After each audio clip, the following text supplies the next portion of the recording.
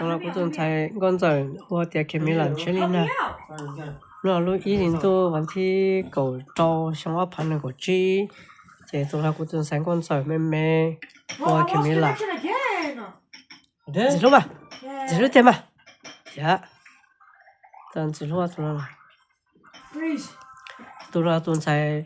cho rồi để cho luôn cho liệt của cho luôn là khi